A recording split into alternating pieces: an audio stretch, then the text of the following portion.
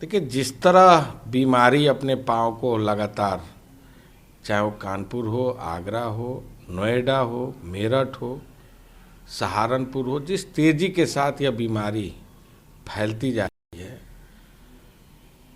कहीं ना कहीं सरकार को जो इसके उपाय करने चाहिए, सरकार ने उपाय करने के बजाय केवल आंकड़ों की बाजीगरी में पूरे उत्तर प्रदेश को उलझा के रखा है। मैंने जानकारी ली आगरा में, आगरा के रोज मात्र 30 से 35 सैंपल लिए जा रहे हैं। कानपुर में कमोबेश स्थिति यही है, नोएडा में कमोबेश स्थिति यही है। जब जांच ही नहीं होगी तो महामारी और बीमारी का पता कैसे चल पाएगा। आगरा के जो वीडियो वायरल हो रहे हैं, जिस तरह के भयावह दृश्य, वहां के लोग रो रहे हैं, बिलख रहे हैं और इस बात को कह रहे हैं कि हमारे परिवार में एक मौत हो चुकी है और लोग बीमार हैं, तत्काल इसकी जांच होनी चाहिए। सरकार संवेदनहीन बनी हुई है। एक पत्रकार साथी जो आज हमारे बीच में नहीं है, इसी संक्रमण के चपेटे में आकर उन्होंने जान गंवाई, जहां सरकार को उनके साथ खड़े होकर इस आपदा के समय में संवेदना के साथ साथ कहीं ना कहीं उनके परिजनों को कुछ अनुदान देने की व्यवस्था सुनिश्चित करना चाहिए था। केवल कोरे आश्वासन तक ही ये सरकार सीमित रही। ये सरकार इस महामारी से लड़ने में पूरी तरह विफल है। आंकड़ों की बाजीगरी में पूरे उत्तर प्रदेश को उलझा कर रखा है और सरकार रोज एक प्रेस बयान करती है और प्रेस बयान में झूठ के अलावा कहीं से भी सच बोलने की साहस इस सरकार में नहीं है। सर, जो उद्योगों को शुरू किया गया, लग रहा है कि कहीं ना कहीं उसको लेकर भी पूरी तरह से लगाम नहीं लगाई जा सकी और केसेस की संख्या बढ़ी है। मुझे लगता है कि जो उद्योग चलाने की बात हो रही है, मैंने तो अभी कहीं इस रूप में उद्योगों को नहीं देखा जहाँ उद्योग चल रहे हों।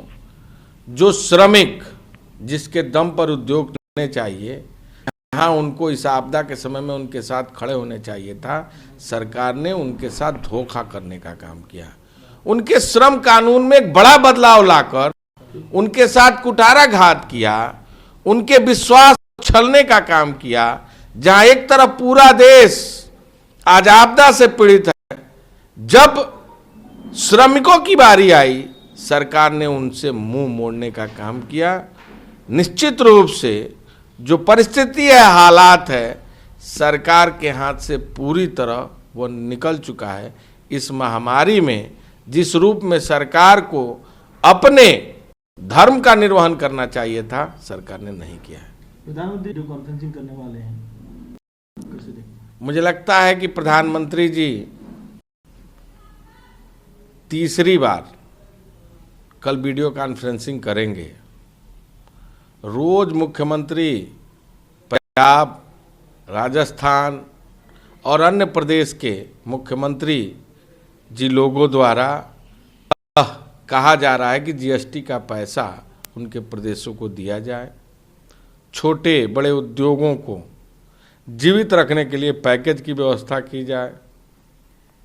लगातार वो इस मांग को करते आ रहे हैं कि गरीबों को राशन मुफ्त देने के लिए कहीं ना कहीं सरकार एक कोई बड़ा प्लान बनाए, एक्शन प्लान बनाए।